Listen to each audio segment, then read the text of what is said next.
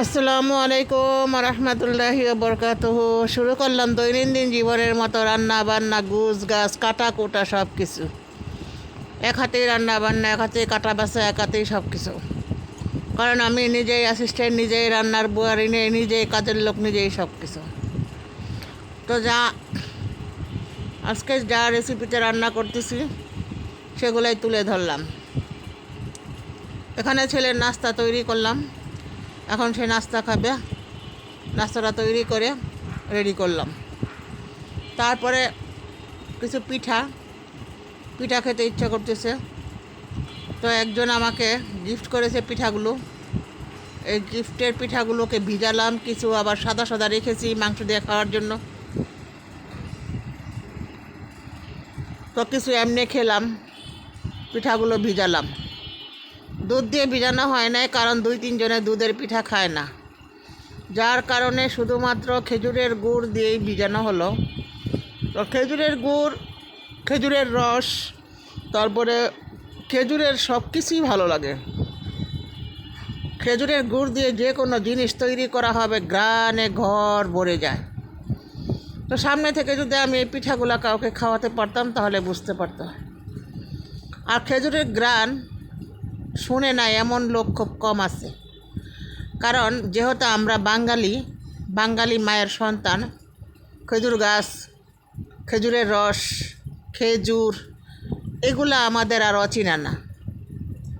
কোন সময়ে কোন ঘ্রাণটা নাকে আসলে ভাল লাগে সেটা বাঙালি মা বা ভাই বোন মেয়ে হিসাবে সবাই আমরা জানি।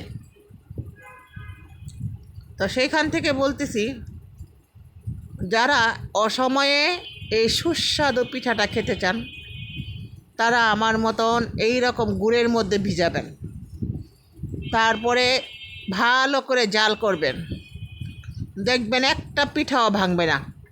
ভাত যেরকম সিদ্ধ হয়, গুড়ের মধ্যে পিঠাটা এরকম সিদ্ধ হবে। সিদ্ধ হতে হতে একদম নরম হয়ে যাবে, তুলার মতো, মুখে দেওয়ার সাথে সাথে মিলে যাবে। তো এইভাবে এই অসময়ে সুস্বাদু পিঠাটা যদি খেতে চান তাহলে গুড়ের মধ্যে মিনিমাম 20 মিনিট জাল করবেন এই পিঠাটার আর একটা প্রসেসিং আছে। আগের দিন বানায় রাখতে হবে, আগের দিন বানায় ফ্রিজে রেখে দিবেন। পরের দিন পিঠাটাকে খেজুরের গুড় দিয়ে জাল দিবেন, দেখবেন পিঠা কাকে বলে। যদি না খেয়ে থাকেন তাহলে অবশ্যই আমার এই পিঠাটাকে ট্রাই করবেন, খাওয়ার পরে বলবেন। অথবা বাজার থেকে পিঠা কিনে নিয়ে ফ্রিজে রেখে দিবেন, রেখে দিয়ে পরের দিনকার সেই পিঠাটা ভিজাবেন। তবে ওই পিঠাটা অল্প জাল দিতে হবে। আর যদি ঘরে বানান, কোনো মেডিসিন না মিলান, ডাইরেক্ট চাউল গুঁড়া করে যদি বানান তাহলে ফ্রিজে রেখে দিবেন, বেশি বেশি করে জাল দিবেন পরের দিন গুড় দিয়া। দেখবেন পিঠা কারে কয়, বাপরে বাপ, ঘরটাকে ঘ্রাণে ভরে যায়। তো বন্ধুরা, পিঠা খেতে খেতে আমার এই ভিডিওটি ভালো লাগলে একটি সাবস্ক্রাইব, লাইক করে, শেয়ার করে, কমেন্ট করে অবশ্যই পাশে থাকবো। বড় বড় ইউটিউবারদের যতগুলো আমি ইউটিউব ভিডিওগুলো দেখি, তাদের সবার প্রতি আমার বিশেষ অনুরোধ, অবশ্যই আমার বড় ভিডিওগুলো একটু মনোযোগ সহকারে দেখবেন। অনেকে শর্ট ভিডিও দেখেই চলে যান, কিন্তু এমনটা না। আপনার একটা ভিডিও দেখতে আমার আধ ঘন্টা সময় লাগে, 20 মিনিট সময় লাগে, অথচ আপনি আমার 2 মিনিটের একটা ভিডিও দেখে চলে যান। আপনি আমার বড় ভিডিওতে আসেন না, এটা কিন্তু ঠিক না। তো আপনারা চেষ্টা করবেন শর্ট এবং ব্রড দুইটাই দেখার জন্য, আপনাদের সময় সুযোগ বুঝে। তবে প্রতিনিয়ত দেখাই সবচেয়ে উত্তম, কারণ একে অপরকে সহযোগিতা না করলে এই প্ল্যাটফর্মে কেউ আগাতে পারবে না, এটাই সত্যি। তো সবাই আমার মতো করে পিঠা বানিয়ে খাবেন। পিঠা বানানোর পদ্ধতিগুলা সবাই জানেন, এটা আর বলার দরকার হয় না। তারপরে ডিপের থেকে 2টা আম নামালাম। আম 2টা পানি চলে গেলে আমার ছেলেকে মুড়ি দিয়ে দুধ দিয়ে মাখাই দিব, তা খাবে, খাওয়া সে চলে যাবে। ওর খুব জ্বর, প্রচণ্ড জ্বর। আজকে আমার সাহেব আমার সাথে খুব ঝগড়াঝাটি করছে, মোবাইল SMS-এর মাধ্যমে, মোবাইলের মাধ্যমে না, খালি ভয়েস SMS-এ ঝগড়া করছে। মিষ্টি মিষ্টি ঝগড়া। এরকম ঝগড়া কারা কারা করো অবশ্যই কমেন্ট বক্সে জানাবা। বুঝতে পেরেছ? যত দোষ নন্দ ঘোষ, যদি পারে তাহলে বউ ভালো, না পারলে বউ খারাপ। 100% সবার কাছে। এই যে দেখতে পাচ্ছ পাতিলা বসাইছি, এই পাতিলাতে আমি এখন আমার গাছের পুঁই শাক, ছোটো মাছ এবং কুচুল্লা পাতা ঝোল করব, ঝোল তো মাখা মাখা ঝোল করব। কারা কারা এরকম পুঁটি মাছ দিয়ে, আমার আব্বা খাইতো সিম পাতা কুচুল্লা পাতা এই দুইটা দিয়া, আর আমি সিম পাতা তো এখানে নাই, আমার কাছে নাই, তা আমি পুঁই শাক পাতা দিলাম, কুচুল্লা পাতা দিলাম, পেঁয়াজ বেশি করে দিলাম, পুঁটি মাছ দিয়ে টমেটো দিয়ে হালকা করে ঝোল করলাম। যেহেতু আলু ছিল না, একটা আলু দেওয়া দরকার ছিল, আলু নেই আজকে আমার ঘরে, দিতে পারি নাই। তো যাই হোক, আজকে আলু ছাড়াই রান্না করলাম। তো আমার এই ঝোল তরকারিটা কেমন, মাখা মাখা কেমন দেখতে পাচ্ছ, রান্না করতেছি, দেখো। আর যদি টেস্ট হয়ে থাকে তাহলে অবশ্যই আমাকে কমেন্ট করে জানাবে। আমি একটু ঝাল খাই, যার কারণে মরিচটা একটু বেশি দিলাম। আজকে কাঁচামরিচ ছিল না, কাঁচামরিচ ছাড়াই তরকারিটা রান্না করলাম, ঝালটা একটু বেশি দিয়ে দিলাম। অনেক বাজারই আজকে ঘরে নেই, পায়ের ব্যথার কারণে বাজারে যাওয়া যাচ্ছে না। ছেলেকে দিয়া করাবো, ছেলেরও জ্বর। আমার খালাকে দিয়া বাজার করাইছি 2 দিন, লেখা দিলেও একটা আনে তো আর একটা রেখা আসে, আবার পাঠাইতে হয়, এই অবস্থা। তো যাই হোক, চলতেছে কোনো রকম। তো এই যে তরকারিটা এখন কষবে, কষে যখন তেলটা বের হবে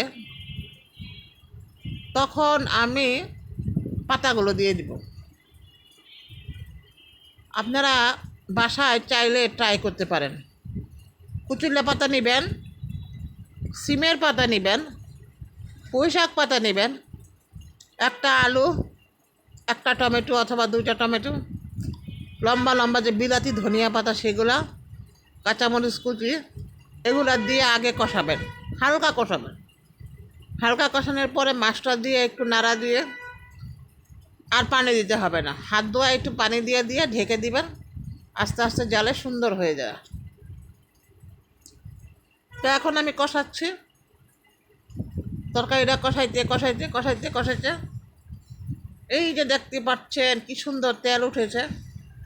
মশলা থেকে যদি তেলটা না ছাড়ে আর ওই মশলাতে যদি তরকারি দেওয়া হয় তাহলে ওই মশলা গন্ধ আসে, তরকারি গন্ধ আসে, খাওয়া যায় না। এই জন্য তরকারির মশলাটা সুন্দর করে কষাইতে হয়। কষানোর মধ্যে হয়েছে তরকারির টেস্ট। তরকারির টেস্ট হবে কষানোতে, মশলাতে না। মশলা যদি যতই দেন না কেন, তরকারি কষানো না হলে কখনোই তরকারি ভালো হবে না, গন্ধ আসবে, খাওয়া যাবে না। তো আমার মতো করে এরকম কুচুল্লা পাতা, সিম পাতা, পুঁই শাক পাতা, টমেটো এগুলা দিয়া, পুঁটি মাছ দিয়া হালকা পাতা ঝোল করে খাবেন, মাখা মাখা ভুনা ভুনা ঝোল, টেস্ট। এই যে পাতাগুলো দিয়ে দেওয়া হলো, দেখতে পাচ্ছেন কি সুন্দর হবে তরকারিটা, দেখেন একদম সেই রকম হবে। খাওয়াতে পারলে ধন্য মনে করতাম, যেহেতু খাওয়াতে পারবো না আর কি বলবো। ভিডিওটি ভালো লাগলে অবশ্যই অবশ্যই সাবস্ক্রাইব করে পাশে থাকবেন। আর আমার মতো কারা কচু ঘেঁচু রান্না করেন, জঙ্গলের কচু ঘেঁচু, বলবেন। আর দেখেন আজকে আমি কিসের মধ্যে কচু ধুইছি, উইঠা উপরে উইঠা যে আমি পাতিলাটা নামাবো, পায়ের জন্য উঠতে পারি না। ফ্রিজের বক্সটা রাখছিলাম ধোয়ার জন্য, এই ফ্রিজের বক্সটাকে ধুইছি, ধুয়া ধুয়া ধুয়া দিয়া ওইটার মধ্যে কাজ করছি আজকে। ফ্রিজের বক্সে কি কাজ করছি দেখেন সামনে, মাছগুলো এখন দিয়ে দিব। পুঁটি মাছগুলো তরতাজা পুঁটি মাছ দেখছেন আপনারা সবাই, সেদিন আনছিলাম। তরতাজা পুঁটি মাছ দিয়ে এখন রান্না করব পাতার ঝোল। তো হয়ে গেল আমার পাতার ঝোল।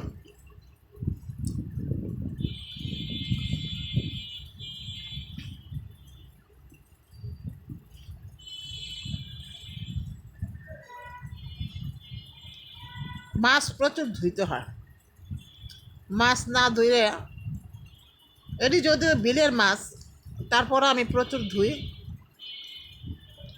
এই মাছগুলো আমি যখন নিলাম একদম টাটকা, একদম টাটকা টাটকা টাটকা টাটকা, কোনো কথা নাই, মনে হয় জালির থেকে লাফাচ্ছে এরকম। তো এই টাটকা মাছের ঝোলগুলা খাইতে খুব টেস্ট, খুবই ভালো। ওই যে এখানে সব কিছু প্রসেসিং করে কেটে নিয়েছি, দেখতে পাচ্ছ।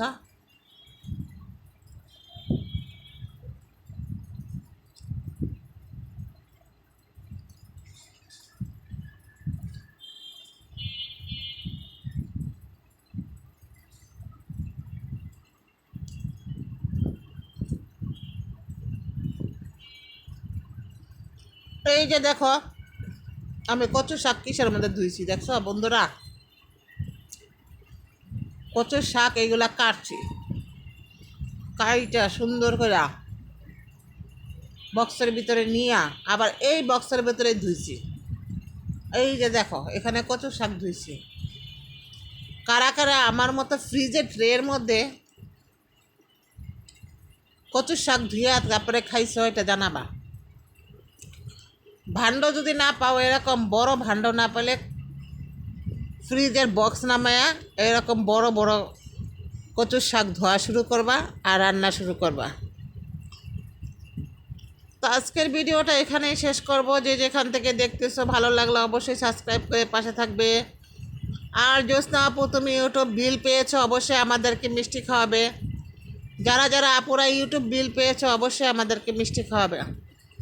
তোমাদেরকে যেভাবে সাপোর্ট করে যাচ্ছি অবশ্যই সাপোর্ট করে যাব, তোমরাও আমাদের সাপোর্ট করবে। আসসালামু আলাইকুম ওয়া রাহমাতুল্লাহ।